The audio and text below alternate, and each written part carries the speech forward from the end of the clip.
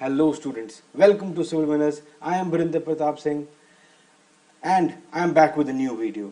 I hope आप सब अच्छे होंगे, मेहनत कर रहे होंगे और जो हमने लास्ट टाइम इरिगेशन और हाइड्रोलॉजी के क्वेश्चन किए थे वो आपने ज़रूर गो थ्रू किया होगा। आज हम करने वाले हैं हाईवे के बहुत ही इंपॉर्टेंट क्वेश्चन जो पहले जो जेई और एसडीओ में क्वेश्चन आ रखे हैं और कुछ ऐसे क्वेश्चन जिनके आने की प्रोबेबिलिटी बहुत ज़्यादा है।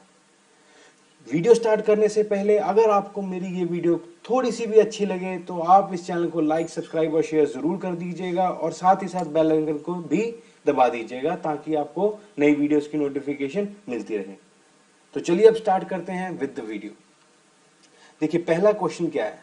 The first question is the stopping sight distance depends upon. Depend किस पे करता है स्टॉपिंग साइड डिस्टेंस। देखिए पहले तो बात करते हैं स्टॉपिंग साइड होता क्या है। कोई भी गाड़ी है, वो गाड़ी अगर किसी एक सरफेस पे चल रही है और उसको यहां से कोई ऑब्स्टेकल दिखा तो क्या होगा। ये गाड़ी यहां पे आके बिल्कुल रुक गई, मतलब ब्रेक दबाई गाड़ी ने और ये बिल्कुल ऑब्स्टेकल के पास जाके रुक गई। तो अब क्या होगा कि ये जो डिस्टेंस है, this distance that is covered by this car is called stopping side distance.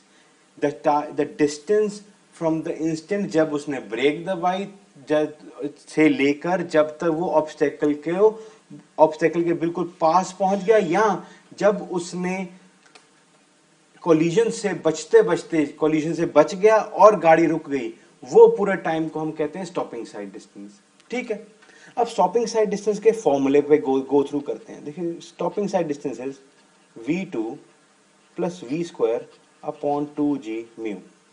यहां पे v क्या होता है, वेलोसिटी ऑफ व्हीकल। vtr लेते हैं, tr is the reaction time. अब रिएक्शन टाइम क्या होता है कि जो टाइम लगाया ड्राइवर ने ऑब्स्टेकल को देखा और जितना टाइम बिटवीन कि जब उसने ऑब्स्टेकल को देखा और ब्रेक पैडल पे पैर रखा, उसके बीच वो जो डिस्टेंस जो टाइम था that is called reaction time. v हो गया स्पीड ऑफ व्हीकल। म्यू क्या होता है, mu is the coefficient of friction. This is coefficient of friction. और साथ ही साथ v तो आपको मैंने बता दिया that is speed of vehicle. तो देखिए पहली चीज तो स्पीड ऑफ व्हीकल यहां पे, इसका मतलब है कि इस पे तो डिपेंड करेगी ही करेगी। दूसरी बात tr that is the reaction time, तो रिएक्शन टाइम पे भी डिपेंड कर रहा है। और कोफिशिएंट ऑफ फ्रिक्शन है और एफिशिएंसी ऑफ ब्रेक, बात एक ही है। क्यों, जो फ्रिक्शन है, ब्रेक्स क्या करती हैं, जो टायर का सरफेस है और जो पेवमेंट का सरफेस है उन दोनों का क्या करती है, बॉन्ड बढ़ा देती है, फ्रिक्शन बढ़ा देती है। तो इसी वजह से मैं कह सकता हूं कि जहां पे कोफिशिएंट ऑफ फ्रिक्शन फॉर्मूला में है, इसका मतलब है एफिशिएंसी ऑफ ब्रेक्स पे भी ये चीज डिपेंड करेगी। So I can say the answer is D. So the answer is D, मतलब वो सब पे डिपेंड करेगा। ठीक है, नेक्स्ट क्वेश्चन पे चलते हैं।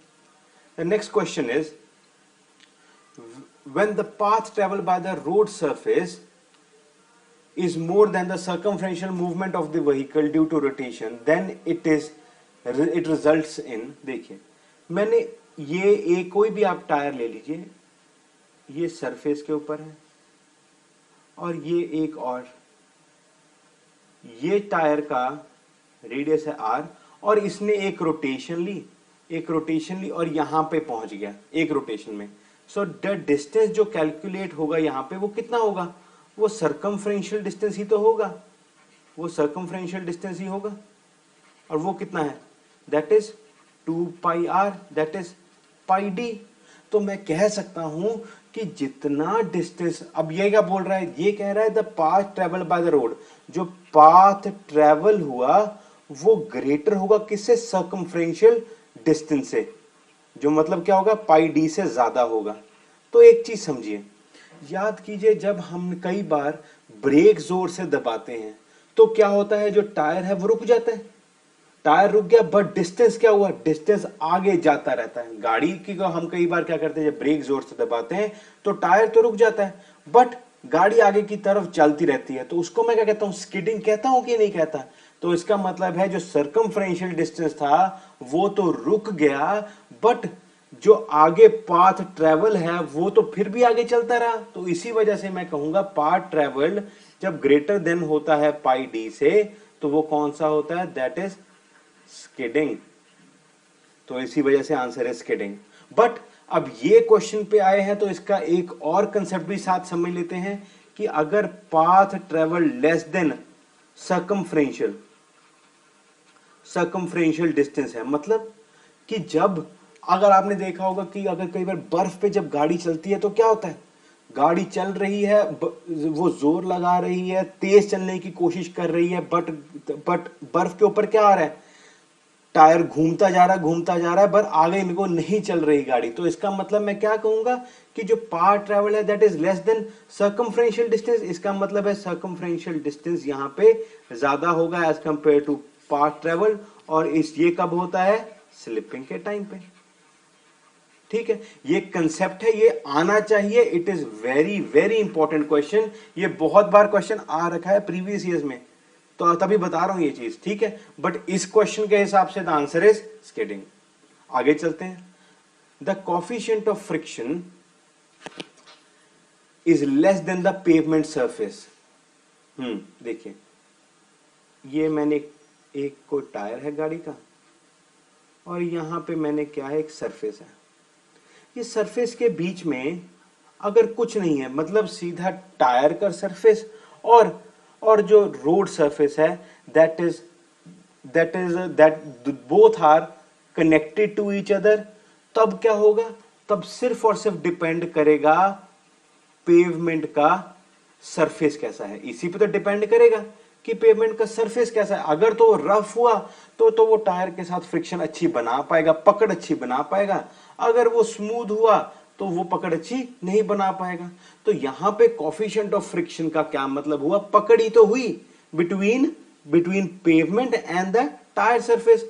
तो कोफिशिएंट ऑफ फ्रिक्शन कम होगी। रफ में तो ऐसा कभी नहीं होगा कि कोफिशिएंट ऑफ फ्रिक्शन कम हो, पकड़ कम नहीं होगी बल्कि ज्यादा होगी।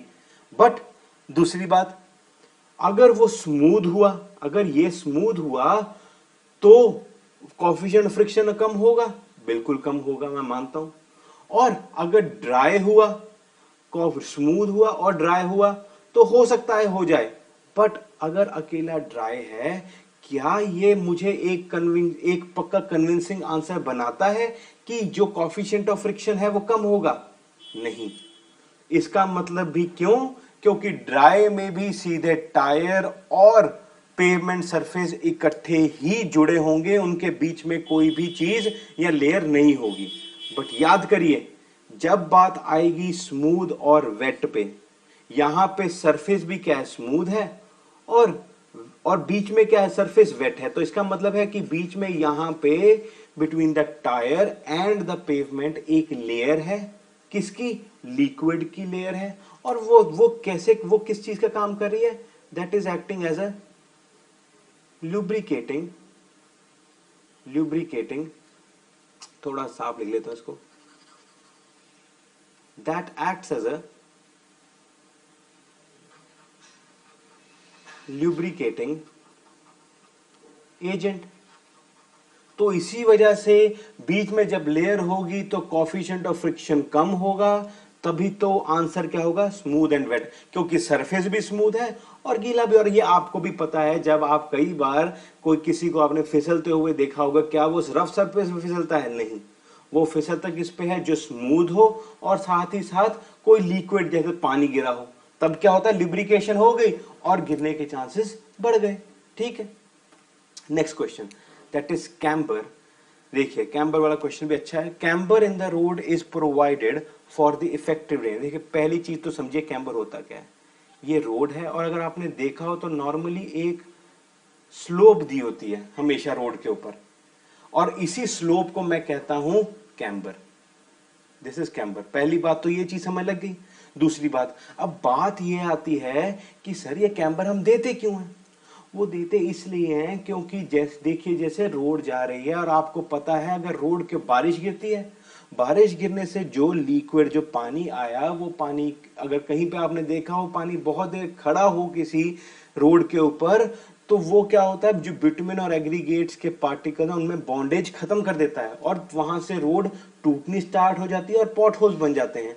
तो इसीलिए मैं क्या चाहता हूं कि जो पानी है वो अपने आप यहां से ड्रेन्ड आउट होता रहे, इसी वजह से मैं स्लोप देता हूं और इसीलिए मैं इसका आंसर क्या होगा इफेक्टिव ड्रेनेज। तो कैम्बर का मेन पर्पस क्या है? To provide effective drainage to the pavement. ठीक है, आई होप ये आपको चीज समझ आ गई है। Next question, compare to level surface on a descending gradient. Very important question, बहुत समझने वाला, ध्यान से समझेगा। डिसेंडिंग है, देखिए पहली चीज तो समझिए असेंडिंग ग्रेडियंट कौन सा होता है। यह है असेंडिंग ग्रेडियंट। सीधी बात है, अगर आप पहाड़ी इलाके में कभी गए हैं तो जाते हुए क्या मिलेगा आपको? असेंडिंग ग्रेडियंट मिलेगा, और जब आप आ रहे हैं तो आपको क्या मिलेगा? डिसेंडिंग ग्रेडियंट मिलेगा। So this is descending gradient, remember this things. ठीक है, तो वो क्या कह रहा है? Compare to the level surface on a descending gradient stopping sight distances. ठीक है, ठीक है, स्टॉपिंग साइड डिस्टेंस का जहां पे जो हमने पहले किया था वो क्या था? V T R plus V square upon 2g mu, यही था। बट वो किसके लिए था? लेवल सरफेस के लिए। लेवल का क्या मतलब? जो शहरों में होता है जिसमें कोई स्लोप नहीं होती, लॉन्गिट्यूडनल स्लोप नहीं होती। मैं दूसरा ट्रांसवर्स की बातें कर रहा हूं, लॉन्गिट्यूडनल स्लोप जिसमें नहीं होती। पहाड़ी इलाके में तो लॉन्गिट्यूडनल स्लोप भी होती है। तो ये क्या हुआ? ये तो हो गया अपना शहरों के लिए 2g mu plus 0.01 n, where n क्या है? n इज द स्लोप, और यहां पे प्लस माइनस आएगा। तो अब बात करते हैं कि ये प्लस माइनस चीज क्या है। देखिए V T R plus V square upon 2g mu upon 2g mu plus 0.01 n, एक तो ये हो गया, और एक स्टॉपिंग साइड डिस्टेंस क्या हो गया? V T R plus V square upon 2g into mu minus 0.01 n, ये हो गया। मतलब मैंने प्लस माइनस को अलग अलग समझा दिया ताकि आपको पता चले कि बेसिकली चीज क्या है, और ये बहुत ही इजी है याद रखना।